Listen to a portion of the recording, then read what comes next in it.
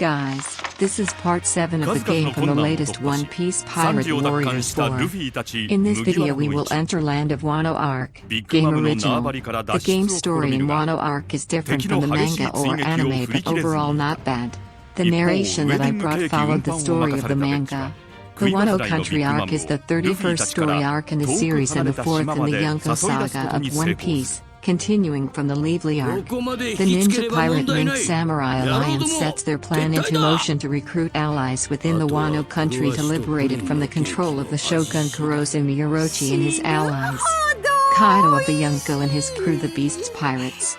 Meanwhile, the Big Mom Pirates, who followed the Straw Hats to Wano to get revenge for the previous events back on Tata Land, decide to form an alliance with the Beasts Pirates in order to conquer the world.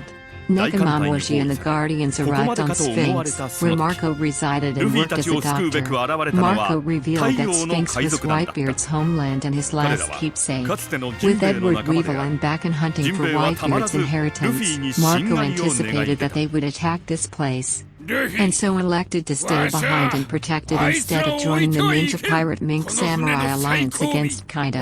However, he told Nekomamushi to give Luffy a message from him once he arrived at Wano Country. Sometime later, Luffy's crew read about the Lively while sailing to Wano. Nami noticed an article about Kaido and Big Mom, but was unable to read it due to Sanji and Chopper cutting pictures out. The crew then came to a stormy area that looked like Wano, and as they sailed through it, they encountered a school of giant carp. They then came to the bottom of a massive waterfall, and Luffy grabbed onto two of the jumping carp to pull themselves up. At the top of the waterfall was a whirlpool, and Luffy had Sanji fly the others to land. When he tried to follow them, an octopus that had boarded the Sunny held him back, causing him to go down into the whirlpool. Meanwhile, Kinemon, Law, Zoro, Usopp, Robin, and Frankie had snuck into Wano's flower capital. Kinemon warned the group that the Shogun, Kurosawa Orochi, had agents lurking around every corner, so they would need to disguise their identities and assimilate into the populace. Frankie became an apprentice carpenter under Minatomo, Usopp sold toad oil on the streets, and Robin trained to become a geisha performing for Orochi. Zoro, however, became a Ronin, and was framed for several street murders. The magistrate sentenced him to seppuku and gleefully apprehended the stolen Shusui, but Zoro sensed that he was the one who actually committed the murders. With the short seppuku blade, he cut down the magistrate from a considerable distance. Luffy and the Sunny washed up on Curry Beach, and after coming to, Luffy immediately encountered a baboon with a sword named Hihimaru battling a Koma Inu named Kamishio. Close by, a group of Beasts Pirate scouts were riding to shore with a young captive girl named Tama, whom they had captured after she mentioned the Kozuki family when they were harassing her at the market. They attempted to take out Luffy for illegally entering the country, but Luffy quickly brought them down. One of them was still conscious and told Hihimaru to take down Luffy, but it quickly backed down due to Luffy's Hoshoku haki. Tama then knocked out the scout and submitted herself to Luffy, and in his confusion she managed to pull a piece of kibi dango from her cheek and feed it to Hihimaru, instantly taming him. To thank Luffy, Tama helped him dock the Sunny in a hidden cave before taking him to her home to feed him. When they got to her place, she made a small meal for him out of the little rice she had. She then went out, and Luffy was suddenly confronted by her master Tengyama Hitetsu, who thought he had stolen her small rations. Tama then came back and revealed what happened, but she then fell ill due to drinking contaminated river water to suppress her hunger. Hitetsu said that much of the country was turned into a polluted wasteland by Kaido and his factories, and this place, Amigasa village, had been destroyed by the headliner X-Drake a year ago. Tama continued living here, however, in order to wait for Porcus Diaz, who had come during a famine 4 years ago and helped feed everyone. Before he left, he had promised to take Tama along with him the next time he came. Luffy revealed that Ace had died, causing Tama to faint. He then decided to go out to the nearest town to get Tama treated by a doctor, and donned a kimono. He also chose to take the cursed sword Nai Daikaitsu despite Hitetsu's protests. and set off with Tama. Somewhere in Guri, Beast's Pirates headliner Basil Hawkins received a report that they had lost contact with their men on Kuri Beach, and Hawkins decided to deal with this himself. On the way to town, Kamishio arrived to give Luffy and Tama a ride. They emerged from the forest into a massive wasteland, and Tama told Luffy more about the pollution in the country. Luffy then saw a woman being chased by some Beast's pirates, only for the pirates to be cut down by someone. Luffy saw that the attacker was in fact Zoro, and quickly went to reunite with his crewmate. However, the two of them were soon confronted by Hawkins and his men.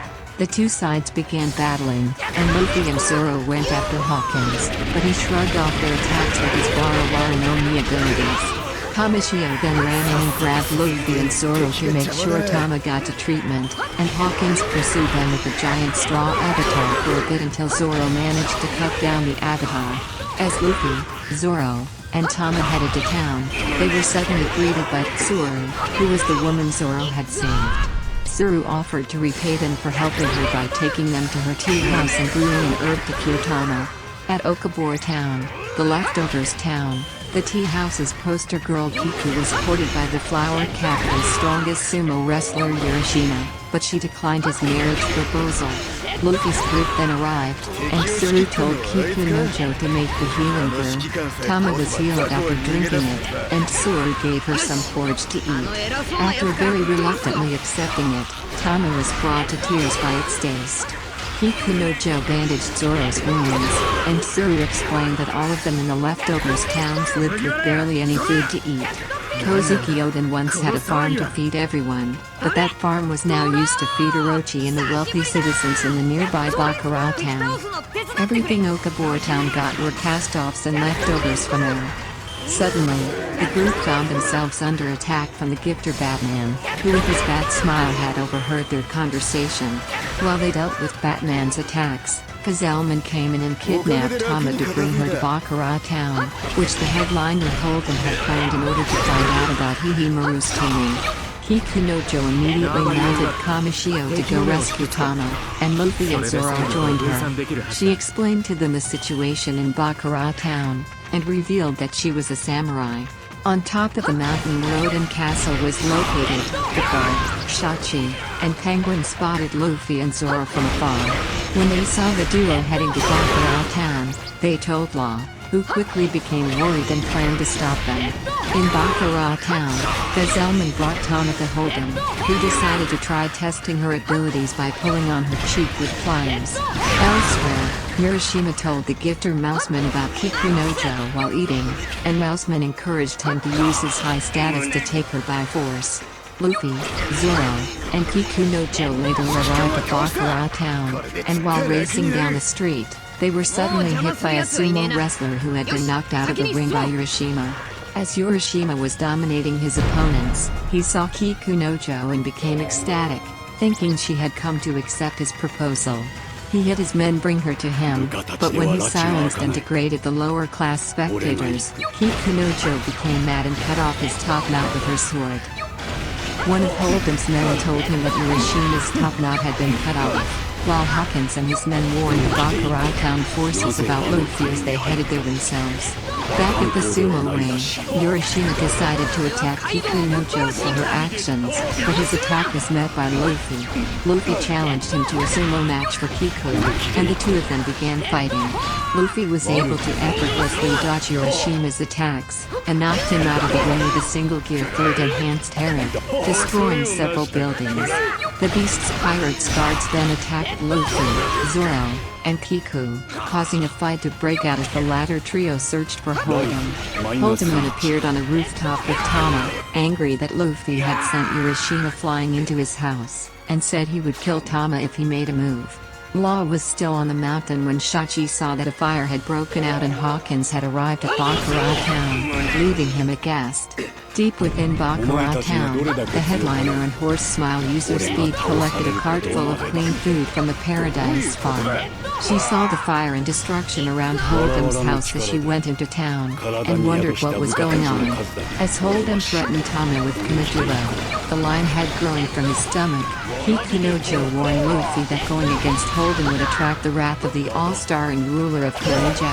However, Luffy decided to take action after seeing Speed bring the food provisions cart onto the scene, and in the blink of an eye punched Kamijiro and freed Tama. Zoro attacked the pirates around the provisions cart, and Kamishio pulled it away.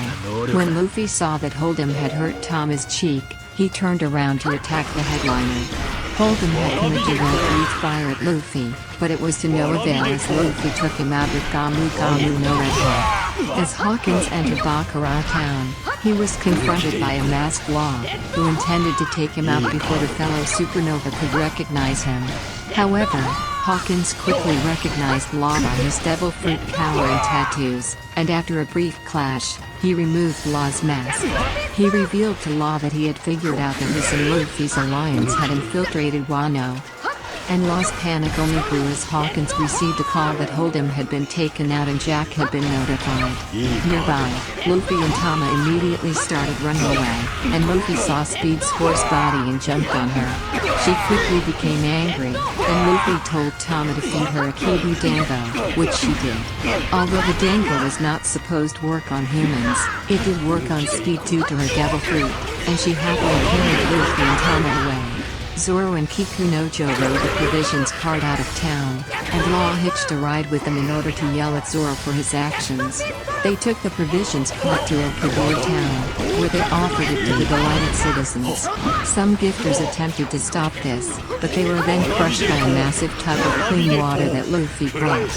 As Tama ate an apple, Luffy promised her that by the time he left Wano, she would be able to eat until she is full every day, and this caused Tama to start crying as Ace had said the exact same thing.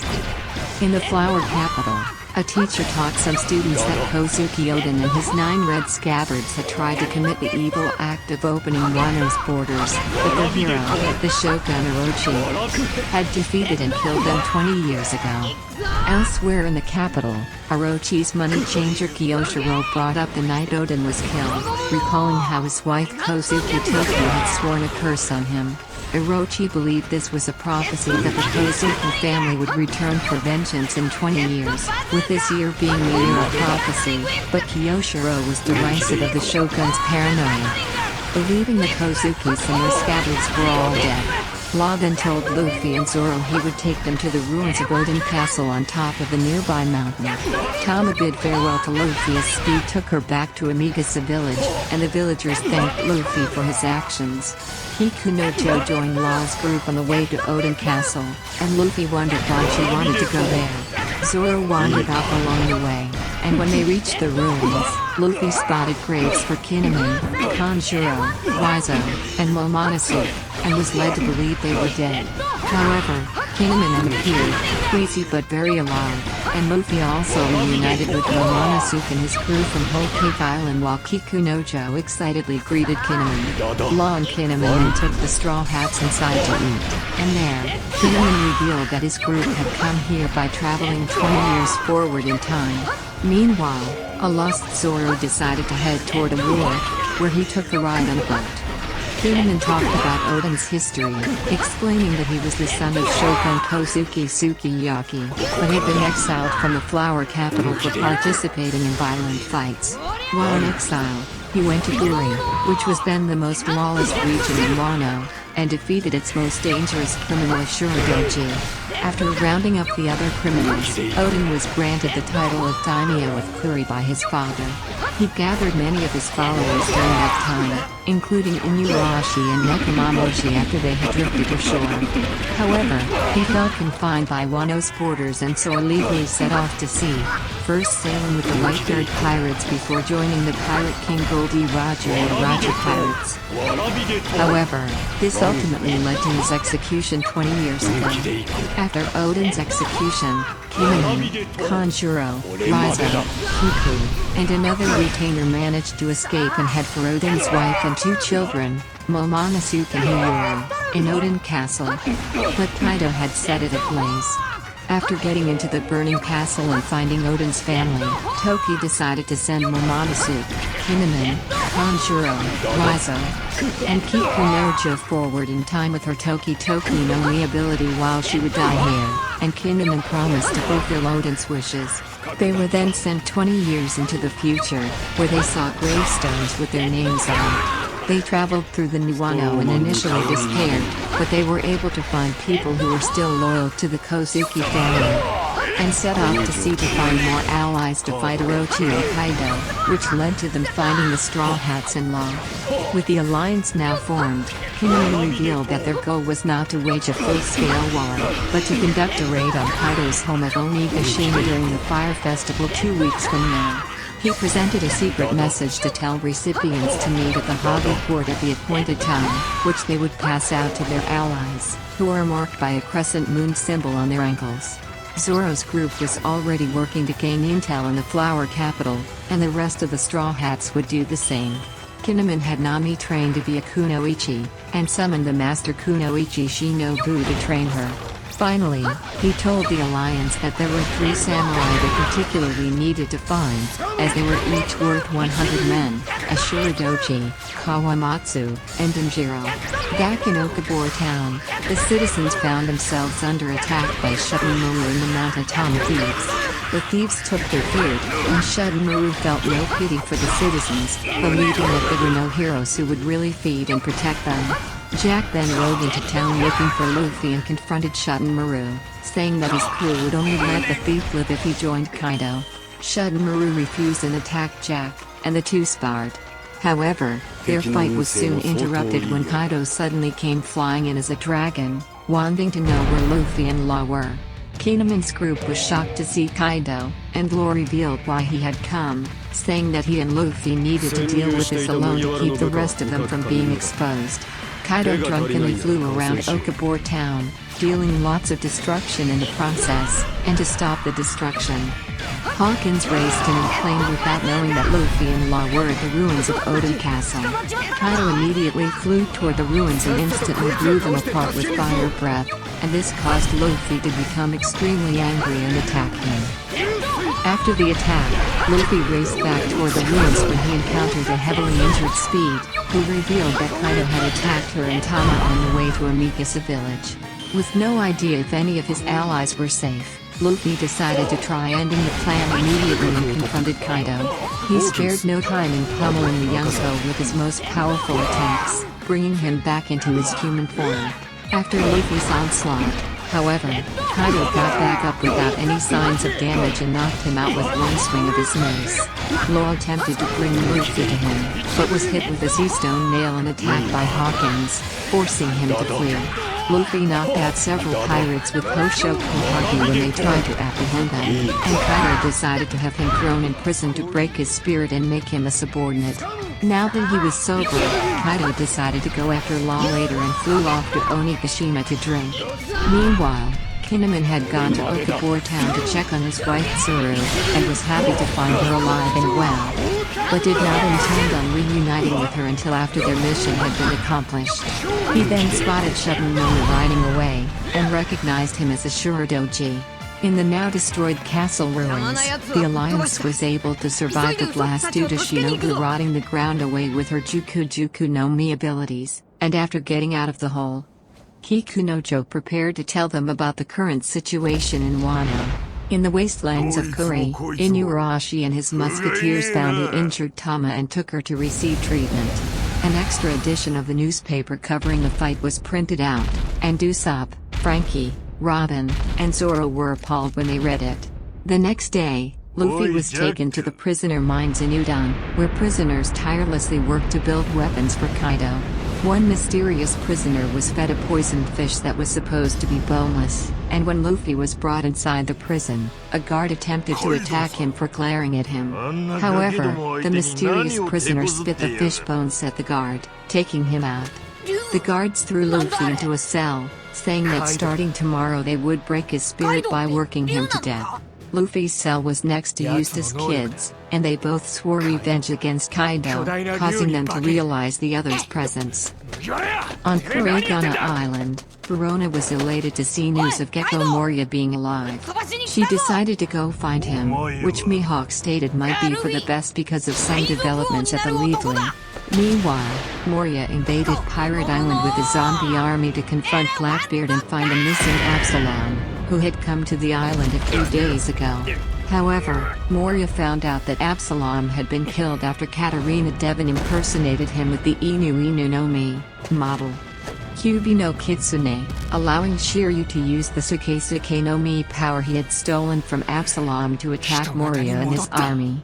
Blackbeard then called out to Moria from his hideout, inviting the former Shishibukai to join his crew and revealing recent earth-shaking events including the executives of the Revolutionary Army fighting Fujitora and Ryokubudo in the Leavely and the Straw Hats' arrival at Wano country. On Mount Akama, Inuarashi clashed with Ashura Doji as Kinemon, Momonosuke, Kiku, the Minx, and Ashura's men looked on. Kinemon stopped the fight, and Ashura refused to rejoin the Kozuki family, saying he was only loyal to Odin and the rest of his followers' absences the past 20 years left a hole too large to be filled. In Amigasa village, Tama recovered from her injuries, and on Onigashima, Jack was berated by his fellow All-Stars King and Queen for the low offerings from Kuri. In the Flower Capital, among news about the thief Ushimitsu Kozo and street murderer Kamazo, the Kozuki family's allies received Kinemon's secret message and understood it.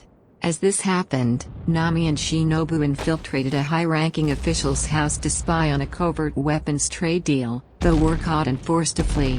While gliding away, Nami saw that Sanji had opened a soba stand on the street.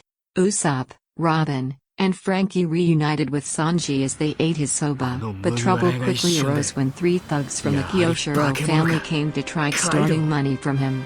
When Sanji refused, they hit a little girl's bowl out of her hands, resulting in Sanji and Frankie beating 2 of them to the ground.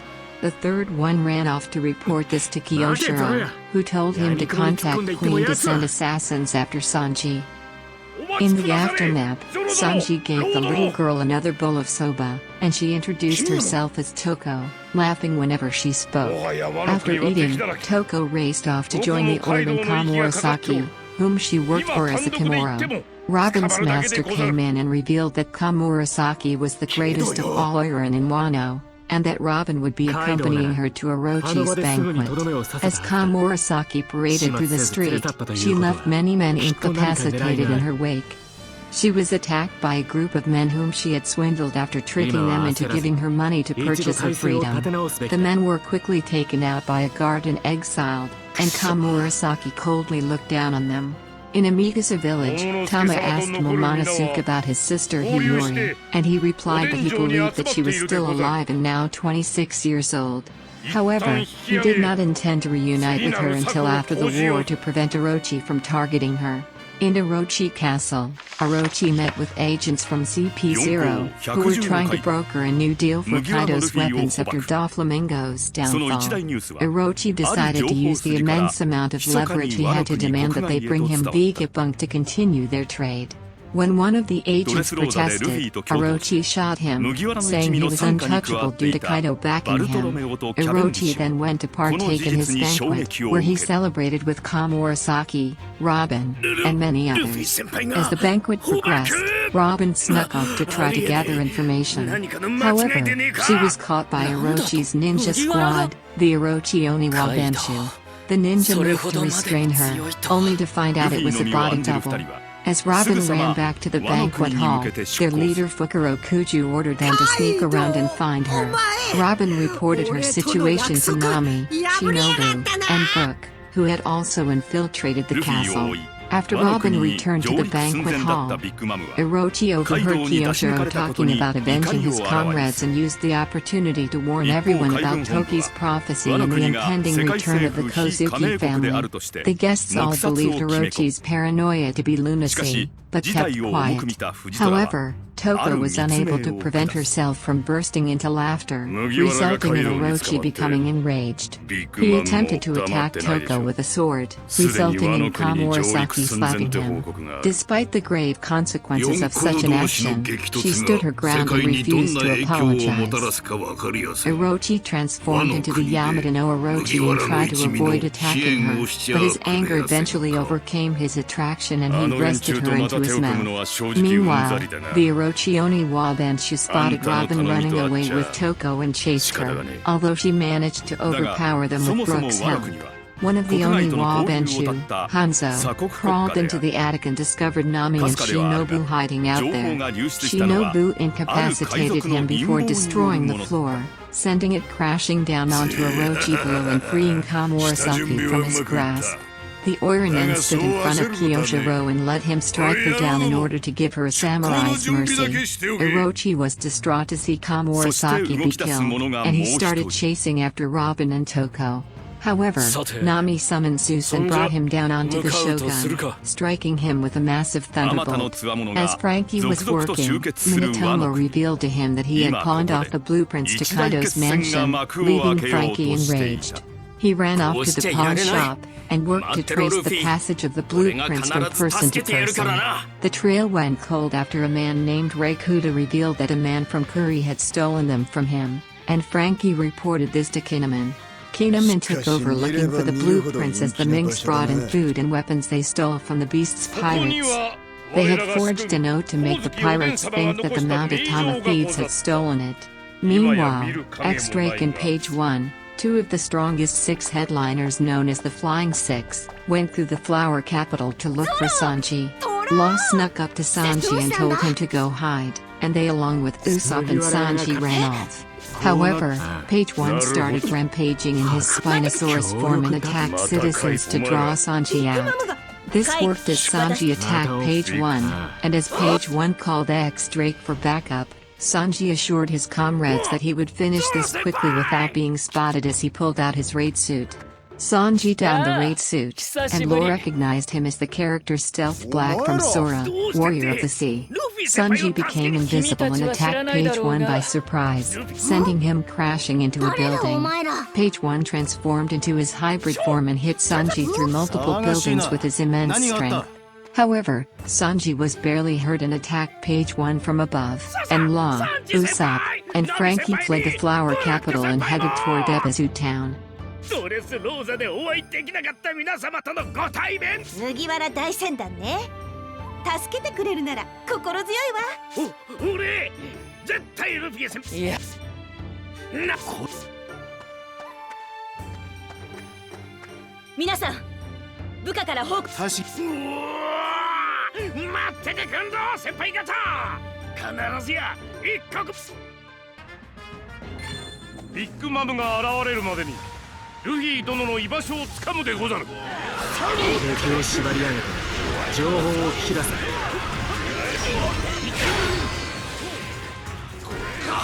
360ポンド職務を全うしね。ここを制圧すれば敵も減るはず。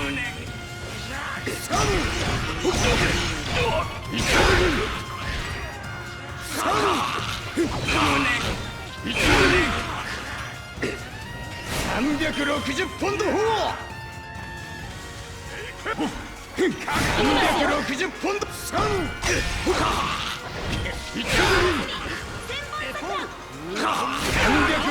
ポンド砲360ポンド砲360ポンド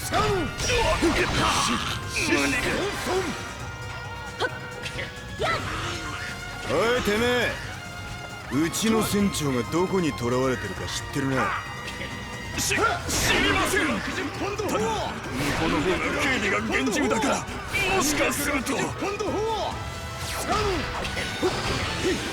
360ポンド砲360ポンド砲360ポンド砲360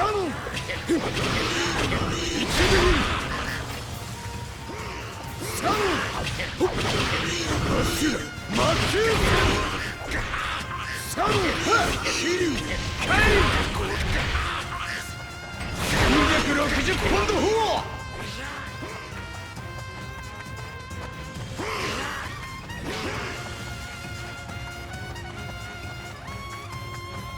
急がねえとビッグマムが来ちまう。多少の手荒な真似は仕方ねえよな。しそんそん。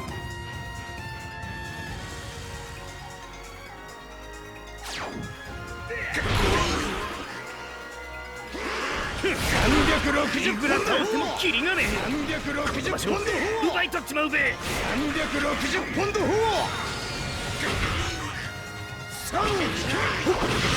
しそんそん。360ポンド砲。360ポンド砲。360ポンド砲。麦わらの奪還は連中に任せときゃいい。俺たちは敵を足止めするぞ。スモーカーさん、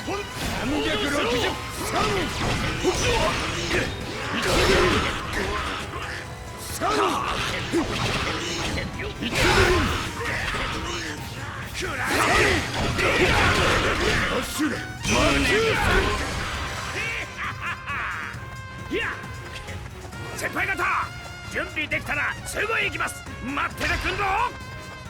360ポンド砲。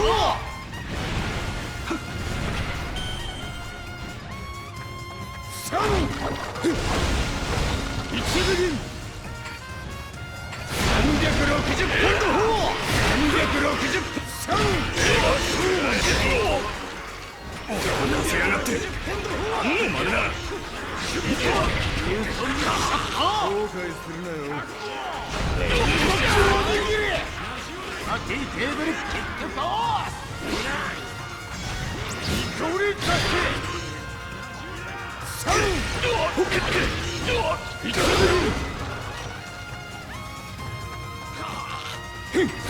360ポンド砲。360ポンド砲。てめえ知ってんだろ。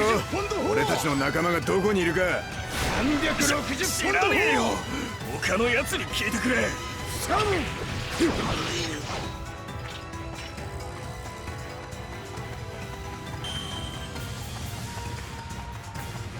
待っておれ、ルフィ。必ずや拙者たちが救い出してみせる。刻まれている。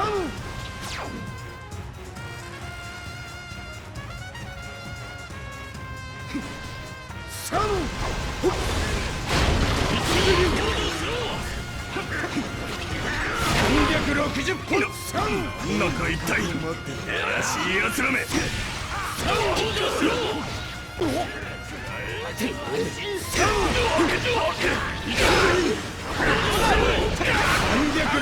ポンド。360ポンド砲。360ポンド砲。360ポンド砲。360ポンド砲。360ポンド砲。ソンソン。ラ将軍。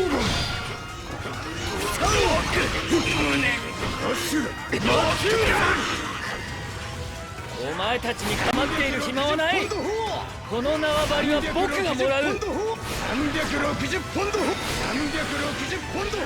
360ポンド砲。360ポンド砲。360ポンド砲。これ以上蹴り飛ばされたくなきゃ捕虜の居場所を教えろ。教えろと言われても。枕町の方じゃねえか。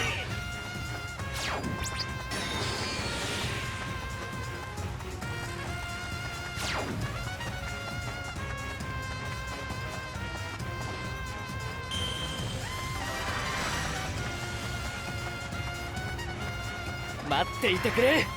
すぐに戻る。360ポンド砲。360ポンド砲。360ポンド砲。360ポンド砲。面倒を持ち込みやがって。ポンド砲。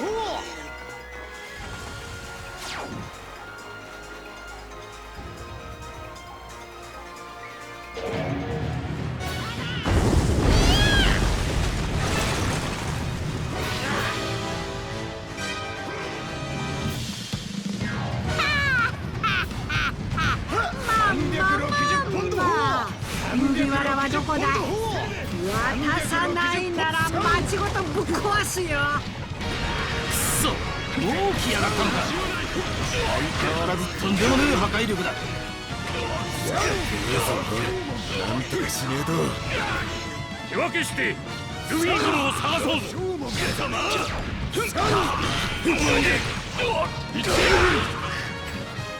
お前たち、さっさと麦わらを探しな。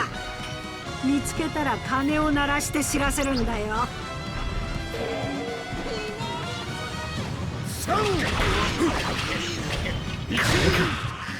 うまく使えばビッグマムを誘導できそうだ。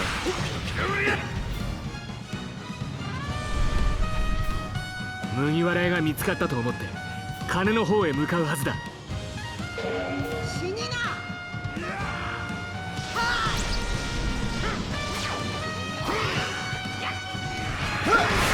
360ポンド砲。も早く助け出さねば。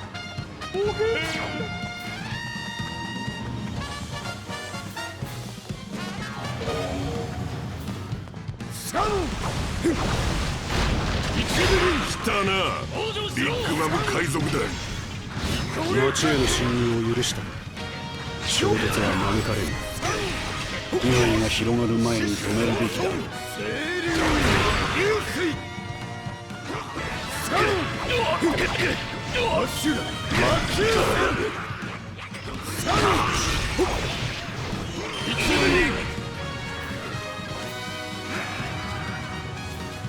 待たせてしまったな。増援を連れてきてやったぞ。この命に変えてもお助けするね。360ポンド砲。機関こん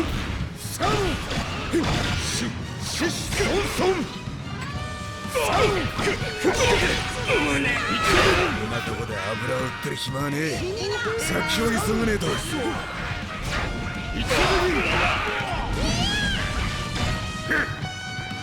捕らえた者の居場所を教えよ。隠し立てはならぬぞ。Meanwhile, Zoro walked through the region of Kibi with a taiko mochi named Tanayasu.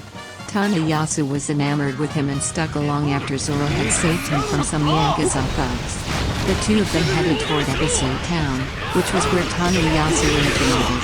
At Ebisu Town, Zoro met its citizens, who all laughed constantly and refused to let their extreme poverty and hunger bring them down. Robin, Nami, Brooke, and Shinobu escaped from Orochi Castle, and after dropping Toko off in the red light district went with Kanjuro to the northern cemetery in Rango. There, they talked about Kyoshiro's actions, and Kanjuro wondered what to make of him, as in his time Wano's top Yakuza boss was a man named Hyokuro of the Flower. Brooke revealed that there was a poneglyph in the basement of Orochi Castle, but it was not the rogue poneglyph, which was likely on Onigashima. Nami, Robin, and Shinobu then headed back to the Flower capital to go to a bathhouse. In the prison in Minanudan, while an elderly prisoner named Grandpa Hyo collapsed under the back-breaking work. Luffy and Kid moved large blocks at a rapid rate and were rewarded with large amounts of kibi dango to eat. This caused the Vice Warden Gobon to go on a rampage due to his food reserves running out, and he stepped on Hyo as he attempted to kill Luffy and Kid in his hippopotamus mouth. Luffy and Kid quickly took him out, and although attacking a warden would result in execution, they avoided punishment due to no one seeing them inside Gobon's hippo. And they became heroes among the prisoners as Luffy carried Hyo off. The next day, Hyo thanked Luffy for saving him, and Luffy gave him some meal tickets to keep his energy up. Rizzo, having infiltrated the prison, came up to Luffy to tell him that he located the keys to his sea stone handcuffs, but they were in a heavily guarded room.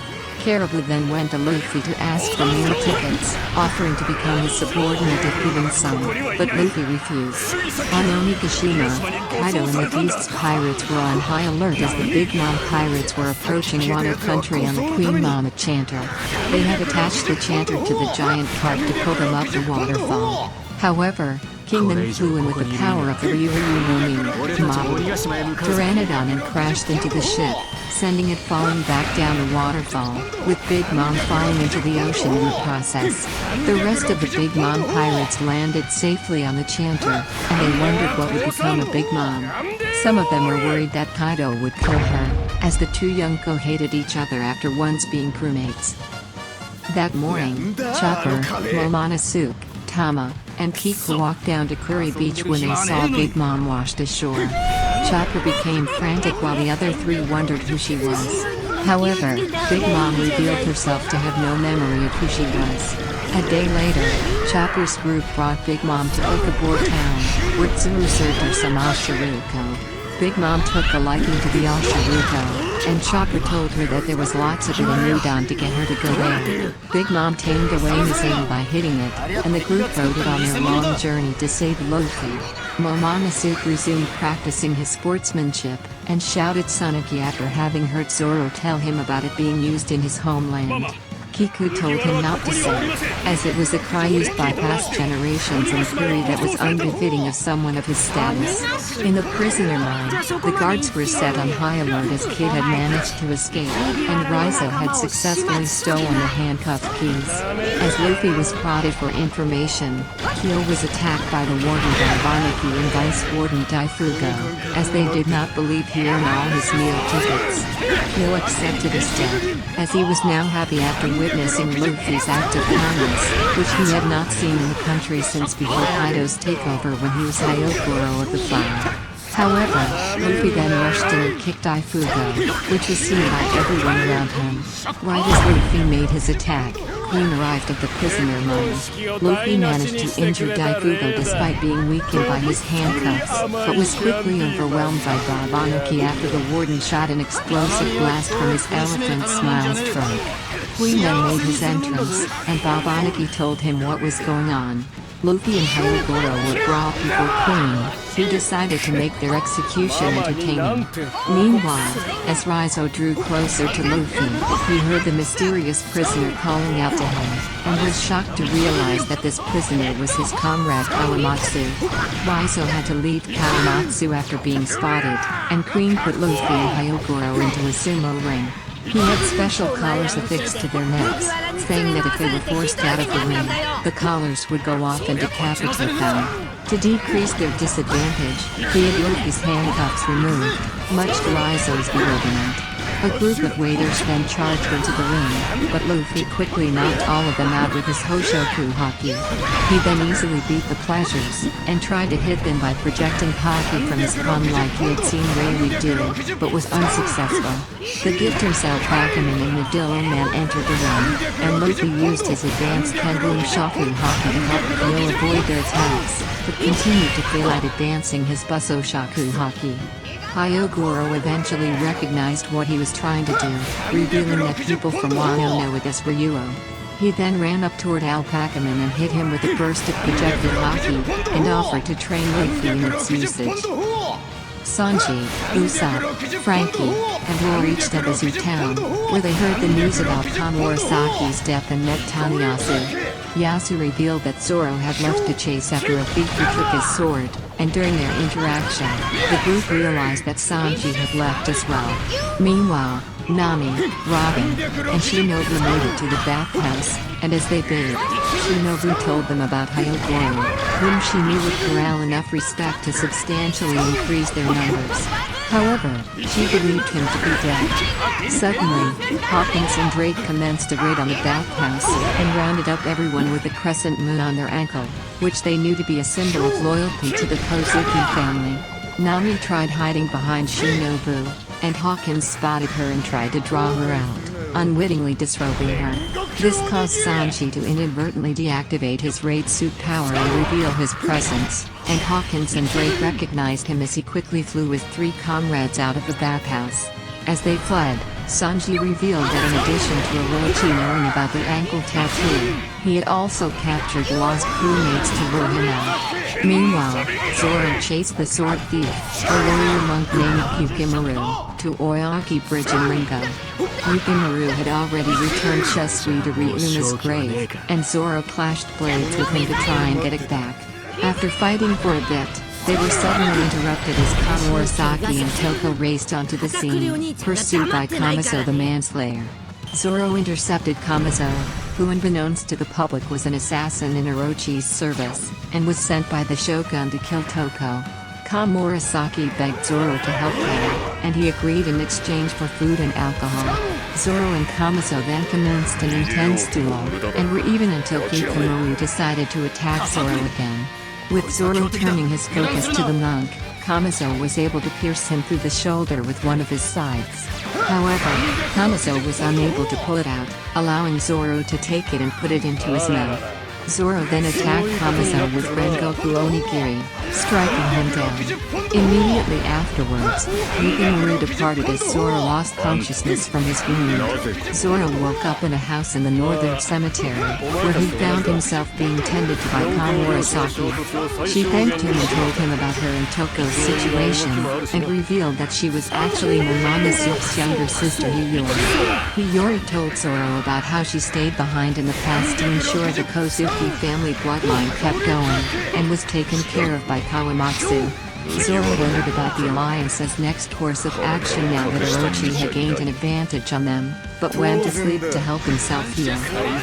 Meanwhile, Kinemon's group found out that Orochi had discovered the meaning of their secret messages, and in the Flower Capital, hundreds of Kozuki family supporters were rounded up and put into a large prison in Yasetsu town. After Sanji's group came to Ebisu, Shinobu blamed Law's crewmates for revealing the secret, causing Law to get into an argument with her, and Law then left in anger to save his crewmates himself. Tanayasu came up with a secret message, and asked that Shinobu's group tell Kinemon that he would be participating in the final battle. Though he spoke to them like a familiar, Kanjuro and Shinobu were unsure of who he was. Yasu then went around helping various townspeople, and an old woman said that although his daughter, Toko, sent him money from the Flower Capital, he gave most of it away and was considered a saint by the townspeople. In the prisoner mine, Luffy continued hitting opponents out of the sumo ring, but was still unable to progress his haki. Night fell and the Beast's pirates all retired, leaving Luffy and Hyogoro in the ring. After Luffy knocked out the guards around them with Hoshoku haki, he and Hyogoro were approached by Raizo and Caribou, whose handcuffs were the ones Raizo got the key for. Raizo was happy to see Hyogoro and told Luffy who he really was, and Hyogoro said they possessed a great opportunity in this prison, as many people were sent here for rebellion against Orochi. Winning these people to their side, including the regional Yakuza bosses and Kawamatsu, would substantially increase their allies. Raizo and Caribou then acquired Queen's Ashiruko stash and gave it to Luffy and Hyogoro, who ate all of it. When morning came, Queen noticed that they had grown fat, though did not suspect they had eaten his Ashiruko, and his subordinates were too afraid to tell him. In the Flower Capital, Fukurokuja reported to Orochi that Ashimitsu Kozo had been caught, and Orochi was surprised to find out his identity. The Shogun ordered that the thief be publicly crucified, and had it broadcast along with Kamurasaki's funeral. Meanwhile, Brook found Zoro, Hiyori, and Toko in the northern cemetery, and he told them about the development with Ashimitsu Kozo, revealing that he was Tanayasu. Toko immediately ran off to save her father, forcing Zoro and Hiyori to chase after her. As they watched the broadcast of Yasu's crucifixion, Kanjuro and Shinobu finally recognized him as Shimotsuki Yasui, the former daimyo of Hakumai. Many years ago, Oden had hung around Hakumai after being exiled by Sukiyaki, and was cavalier about becoming shogun as he believed Yasui to be better suited for succeeding his father. However, Yasui had none of that, as he was intent on Oden living up to his father's challenge. Sometime later, Yasui had caught the 9 red scabbards stealing money to give to Oden. To their surprise, he let them take the money, with the command to serve Oden well on his way to becoming the next shogun. Meanwhile, one of Hold'em's men set fire to Mount Atama to get revenge on the thefts that were committed by Kinemon's group under the guise of the Mount Atama thieves. And Ashuradoji led his men to attack Bakura town. With them heading out, Kinemon and Inuyarashi raced toward Bakura town to intercept them. As they reached Bakura town, they watched the broadcast of Yasui's execution. Yasui revealed to the crowd that he was actually not Ashimitsu Kozo, and only claimed to be him to get a public execution. He then claimed that he created the Kozuki family's secret message as a joke, and that the crescent moon tattoo was just a popular symbol from the past. This caused Orochi's subordinates to start having doubts, and as Orochi was being brought to the execution platform, he became enraged after hearing Yasui curse him. Orochi and his men then shot Yasui multiple times, and Yasui accepted his death as he had managed to change the Alliance's meeting place for the final battle and tell all the Rasetsu town prisoners about it. As Yasui fell down to the ground dead, the Ebisu town citizens who had made their way to the capital started laughing profusely, and Zoro was appalled at this. However, Hiyori revealed to him that they were forced to laugh due to consuming smiles. She explained that only 1 out of 10 smiles grant animal transformation powers, and the rest forced their consumers to only express positive emotions. The pleasures were the beast's pirates who ate these defective smiles. However, Orochi had decided to decrease the amount of suffering he saw in the country by mixing the leftover defective smiles in with the food that the leftovers town citizens ate, resulting in them receiving the side effects and only being able to laugh. Several of the Straw Hats and Kinemon also learned this as they watched the broadcast, and in the Flower Capital, Orochi reveled in the laughter. He then saw Hoko at the execution platform trying to revive her father with Totodile, and prepared to shoot her. However, Zoro and Sanji both came in at the same time to protect Toko. Zoro unleashed a flying slash attack on Orochi, and the Shogun froze in fear, but the attack was intercepted by Kyoshiro. As Zoro clashed with Kyoshiro, Sanji found himself under attack from X-Drake. Usopp, Frankie, Nami, and Robin then came in to attack Orochi's men, and chaos erupted in the city as Orochi was carried away to safety. A short time later, the Orochi Oniwa Banshu joined the fight, seeking to capture just one of the Straw Hats. Meanwhile, Law snuck up to the Rasetsu prison but was caught by Hawkins. Hawkins revealed that he had tied his life force to Law's captured crewmates, so Law would have to kill them to get to him. After Luffy, Hyogoro, and the prisoner mine guards watched the execution broadcast, Bob Aniki reported to Queen that 2 criminals had just been brought in. Kid and Kamazo were then brought in, and Kid was distraught to see Kamazo's state, revealing that he was killer and was now forced to laugh all the time after eating the defective smile. Queen then had Kid and Killer submerged into a tub and resumed the Sumo Inferno, telling Luffy that they would stay in there until he and Hyogoro died. Luffy tried to attack Queen, but to no avail. However, Big Mom then broke into the mine, looking for Oshiruko. Queen was immediately angered about her wanting to take his favorite food, and transformed into a Brachiosaurus to confront her. However, Big Mom slammed his head into the ground before swinging him around by the neck and throwing him into the wall with monstrous force, leaving him defeated. As Queen flew into the wall, he knocked over the contraption holding Kid and Killer, freeing them, and also broke Kawamatsu's cell door.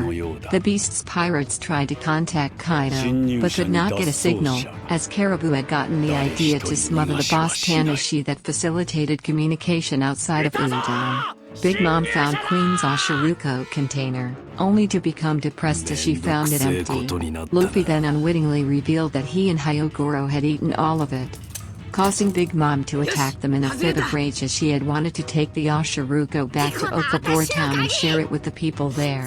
Big Mom's attacks pushed Luffy and Hyo toward the edge of the sumo ring, and they were eventually forced out. However, right before their collars went off, Luffy managed to rip them off. Luffy recognized that he had done what Rayleigh had done to Kami on the Sabaody archipelago.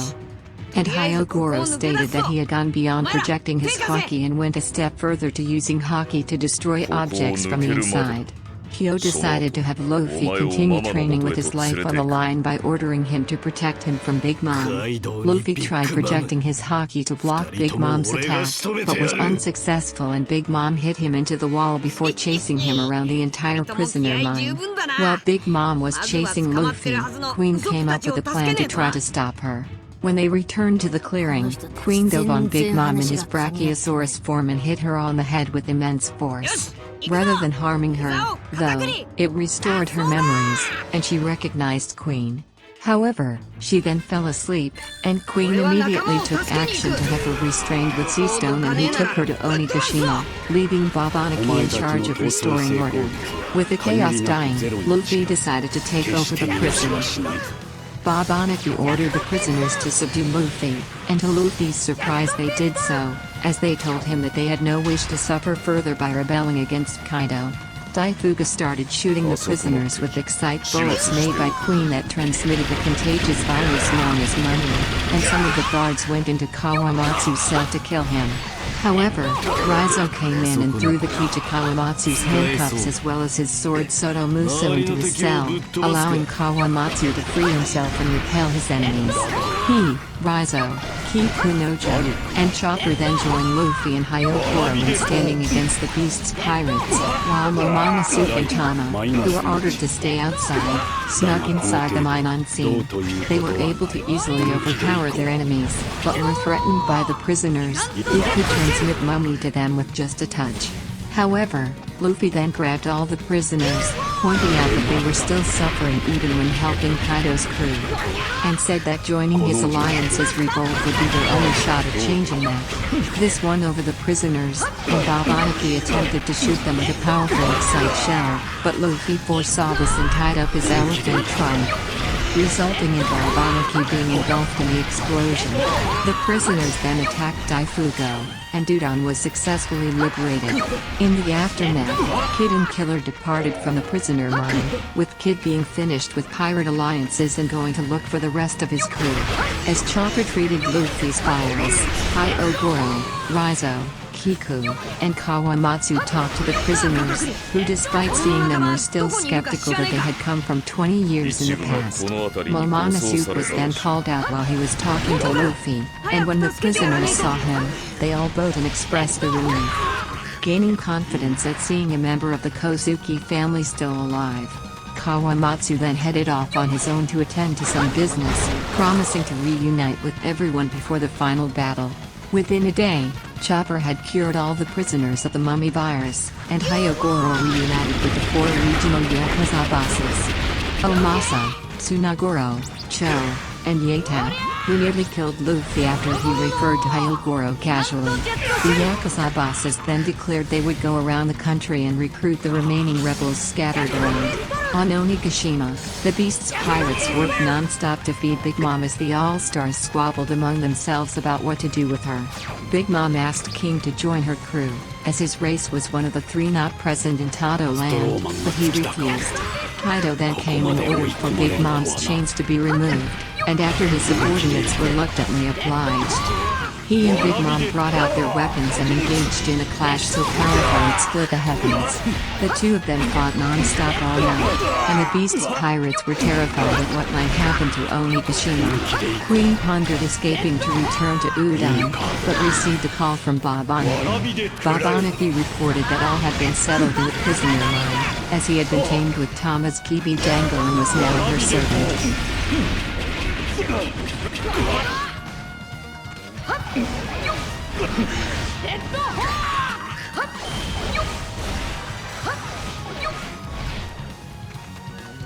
運気が落ちているようだ。一度体勢を整えるとしよ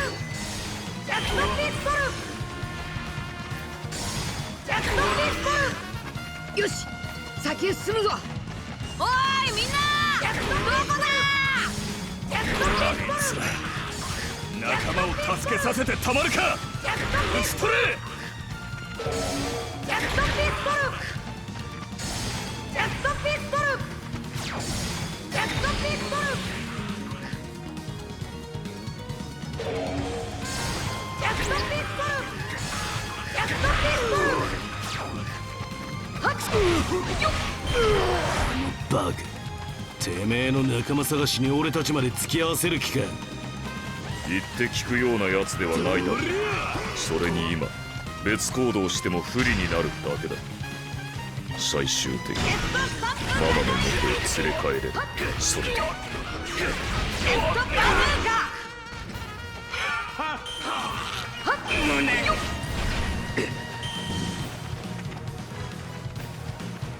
行くぞー。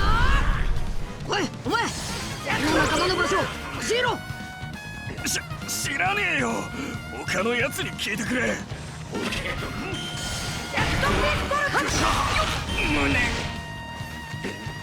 おいお前、この仲間の場所教えろ。はあ、知らねえものは教えられねえよ。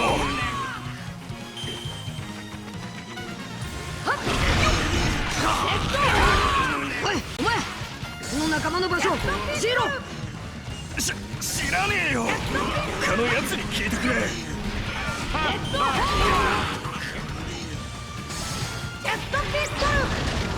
おいお前、この仲間の場所教えろ。あの辺りにいると聞いている。よ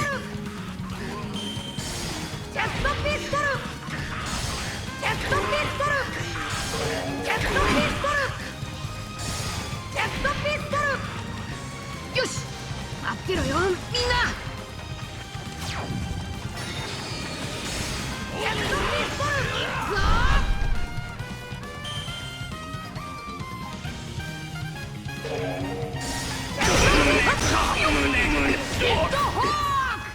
ここの囚人を渡すわけにはいかん。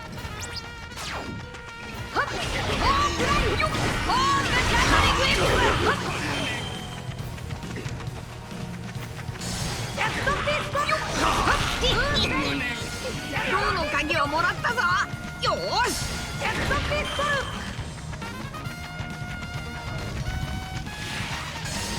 ルフィ、おかげで助かったわ。ありがとう。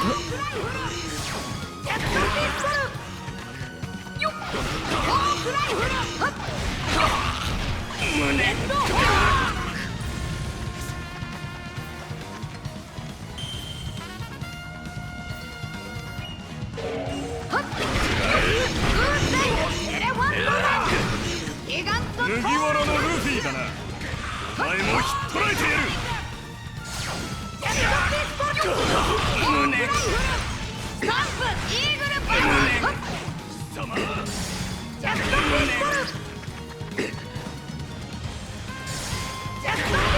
鍵もらってくぞ。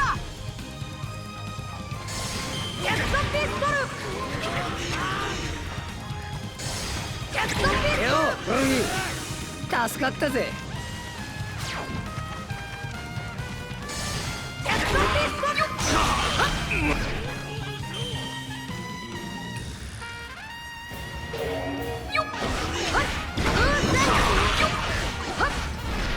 お前は俺が食い止める。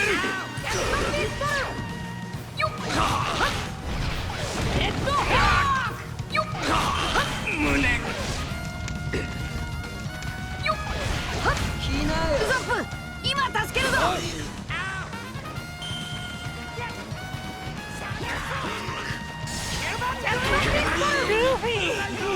遅かったな。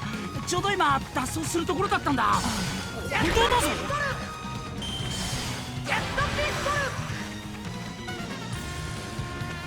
嫌な流れだ。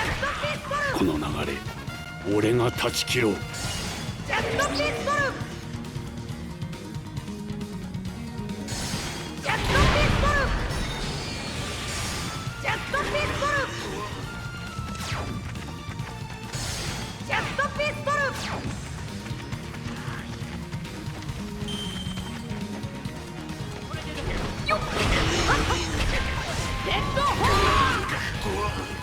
行くぞ。ジェットストップガトリング UFO どけ。サルガストジェットピストル、ジェットピストルよっジェットホー。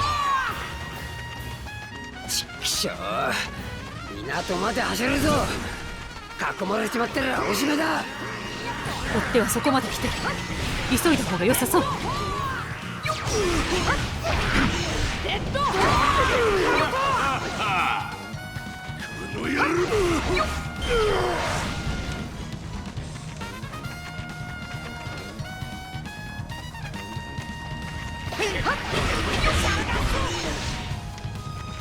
俺たちの邪魔すんなよ。よし、港まであと少しだ。親父譲りの狙撃の腕かませてやら。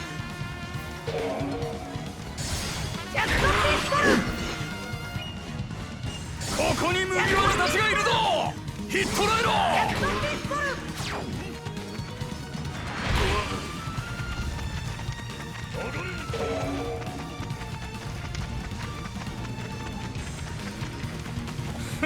かかったな。ここは倒さん。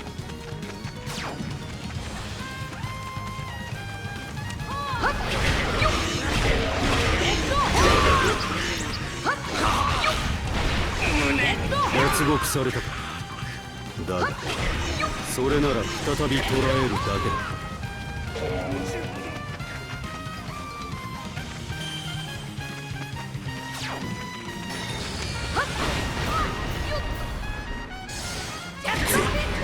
ドレークのお出ましか。お前には用はねえんだ。そこをどけ。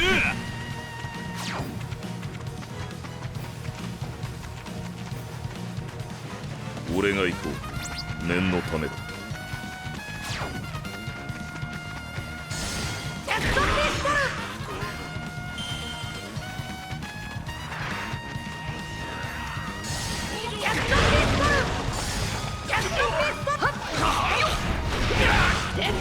たぞ麦わらたちだ。港へは行かせんぞ。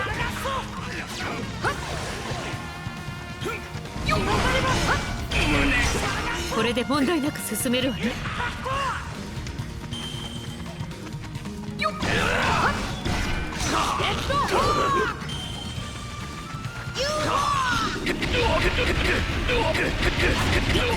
し、さっさと港に向かおうぜ。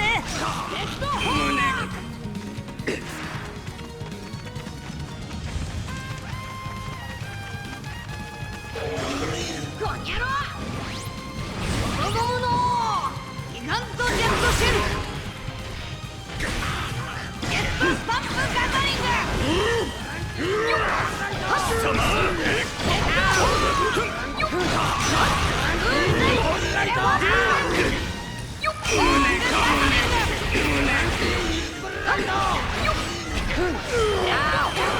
とっといきやがれ。よし、港まで急ぐぞ。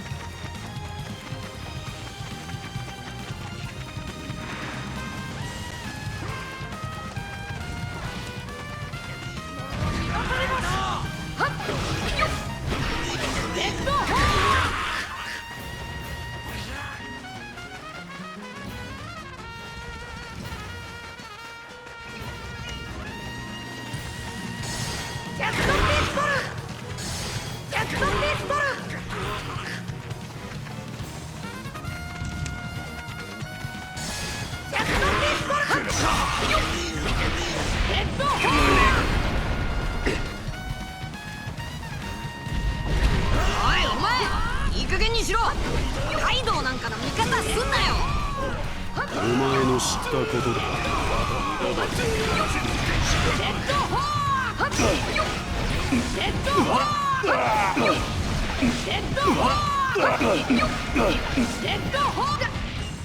本気で行く。だ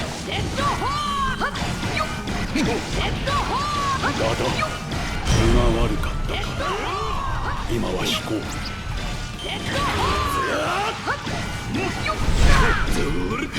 だまだ俺の力だ。遅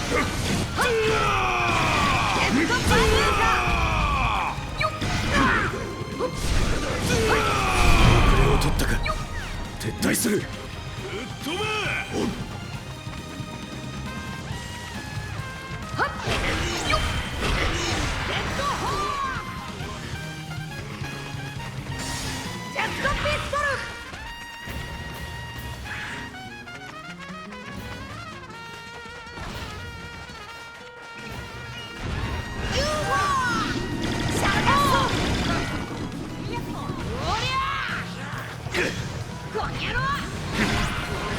諦めろ。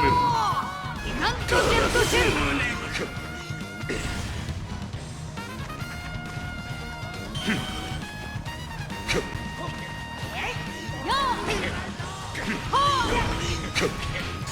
ェットピストル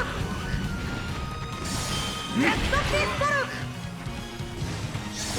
ジェットピストル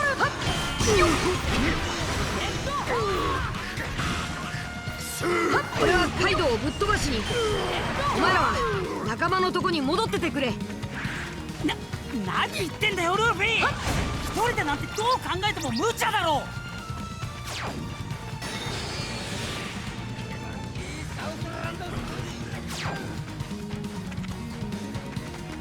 ルフィ止めるよ。みんなを連れてくる方が早いわ。急いで合流しましょう。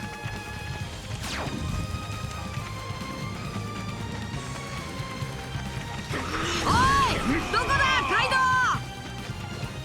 あっち行ってみっかな。おい、面倒なやつが来るぞ。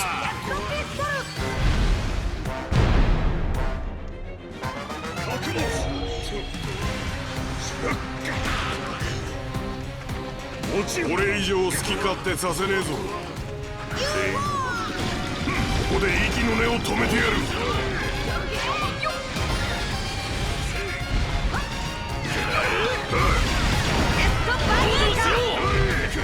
踏み潰してやる。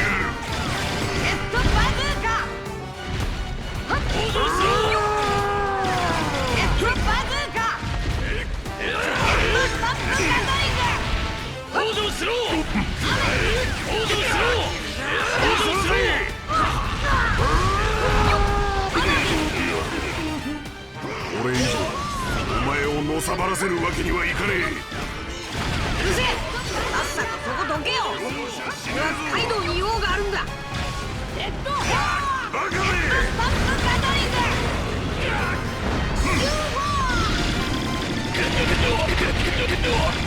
おりゃはっよっレッドホーアックスはっよっレッドバズーカはっよっアックスはっアックスよっはっレッドバズーカよっレ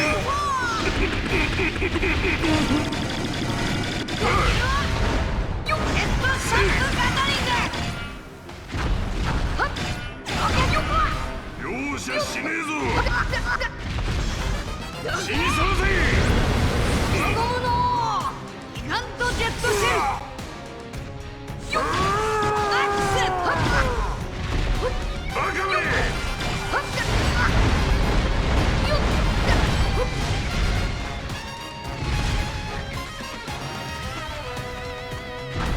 いくぞ死にさらせ。ジェットバズーカジェットバズーカよっジェットバズーカ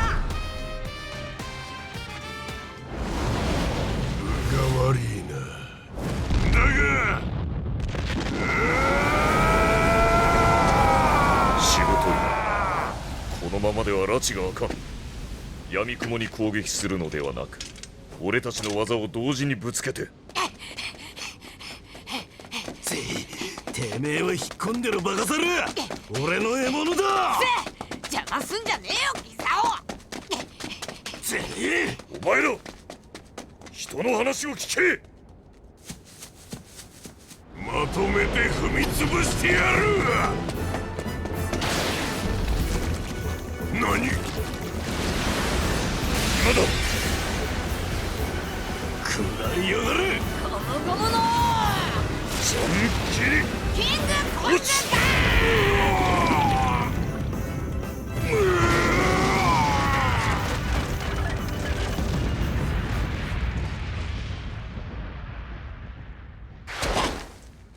よっしゃ見たかギザオ。ああ、俺の一撃が決まったのを見た。てめえのじゃねえ。なんだとこの野郎。お前ら先にとどめよ。そこまでだ。ああ、なんだてめえら。ビッグマム海賊団鬼ヶ島に上陸間近との報あり、急ぎ戻りましょう。ママ、今は引く。だが今度こそ次はない。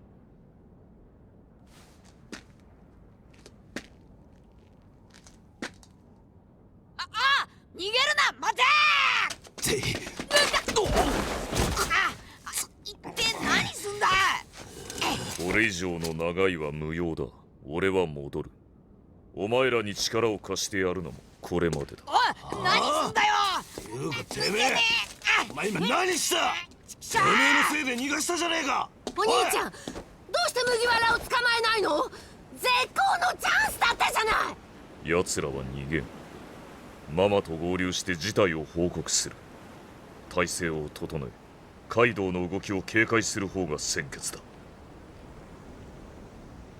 お前との決着、今は預けておく。麦わら。At Baccarat Town, Ashura Doji attacked Kinemon for setting him up. Kinemon gave a sincere apology, though pointed out that there was still hope to avenge Oden due to Yasuo's final actions. Ashura then took him and Inuarashi to show them something. He brought them to a massive graveyard in Kuri, and explained that 10 years ago, these samurai had all grown tired of waiting for the Kozuki family to return and, despite his wishes, had set out to Onigashima to fight, where they all lost their lives. Deciding not to doubt the Kozuki family's reasoning for waiting 20 years, Ashura and his thieves brigade joined Kinemon's alliance. Ashura then took Kinemon and Inuarashi to Port Itachi, where he showed them many old ships that could be used to sail to Onigashima. Kinemon was ecstatic to see this, planning for Frankie to get the ships in working condition.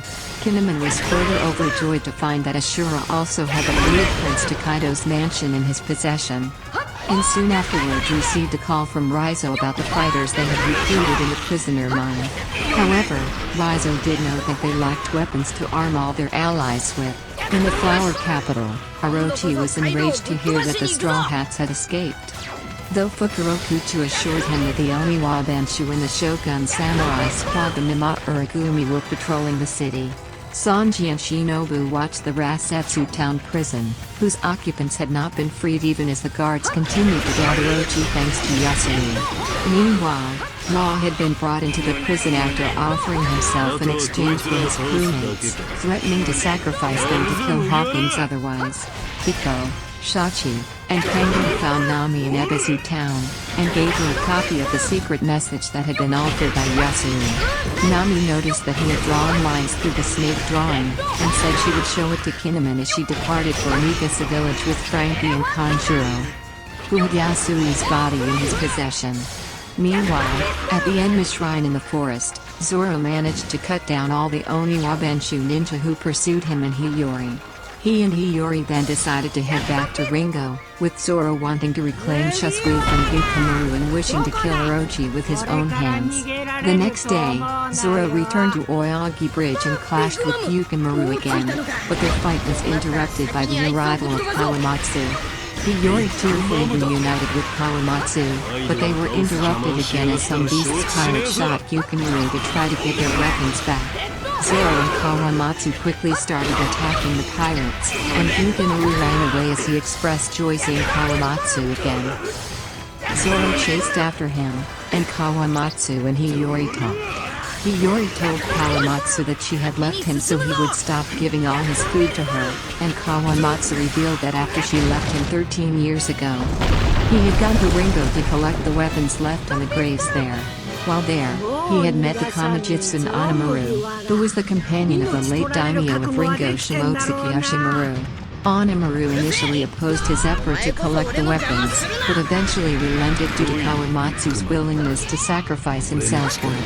Onamaru became Kawamatsu's companion and helped him stockpile the weapons, and Kawamatsu donned the alias of Gyukimaru to chase away grave robbers. Kawamatsu was later caught in the flower capital and imprisoned in Udon, and in the present, he did not expect to see Onamaru still here. He and Hiyori caught up to Zoro, who revealed that Gyukimaru had opened up a secret chamber before heading off. The trio went into the chamber, where they found all the weapons from the graves ornately collected. Kawamatsu contacted Ginnaman to tell him that they now had weapons to arm their allies with for the final battle, and outside the chamber, Gyukimaru transformed into Onamaru. Hiyori told Zoro that he should leave Shusui with Ryuma's grave and offered to replace it with Enma, a metal that Oden had passed down to her, which was the only weapon to have wounded Kaido. Zoro reluctantly agreed, though Kawamatsu had many reservations. In the Rasetsu town prison, Law had overwhelmed Hawkins and cut him up, and told him to reveal what happened to his alliance with Kid and Scratchman Apu. Hawkins stated that Apu had been working for Kaido since the beginning, and Kaido wanted to recruit him, Kid, and Killer to join his crew. He had obliged due to having no chance of survival otherwise, but Kid and Killer had fought until they collapsed. Hawkins wondered if Law had any doubts about his alliance with Luffy now that they were in Wano, but Law gave no answer as he headed out of his cell.